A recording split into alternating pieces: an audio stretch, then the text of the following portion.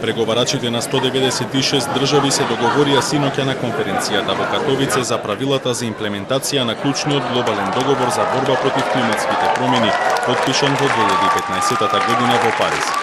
Договорот е постигнат по 2 години работа и 2 недели разговори во Полска, а председавачот на конференцијата Михаел Куртика не можеше да го сокрие задоволството.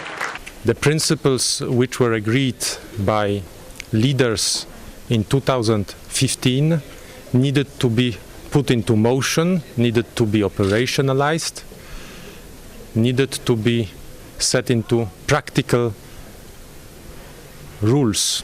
And this is what we achieved here in Katowice, in Poland, and I'm very proud and very happy. Учесниците успеа да надминат политички разлики за да се постигне консензус за деталните рамки на Парискиот договор и усогласија единствен правилник кој ќе важи за сите. Токму работата на правилникот беше најобемната, затоа што требаше да биде усогласен со сите законски ограничувања и норми во секоја држава посебно.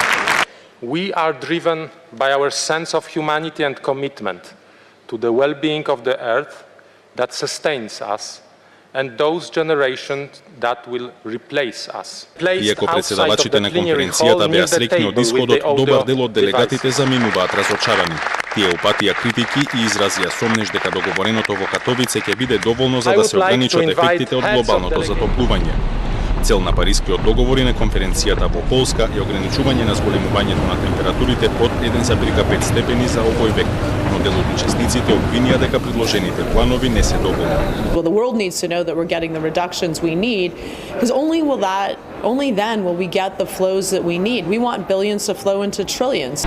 Последниот извештај пак на Обединетите нации покажува дека до крајот на 21 век температурата ќе се зголеми за дури 3 степени. Тој извештај не беше добредојден од големите земји на конференцијата. САД, Русија, Саудиска Арабија и Кувајт се спротивставија неговото вклучување во завршната изјава и дискусиите за него беа одложени за следната конференција.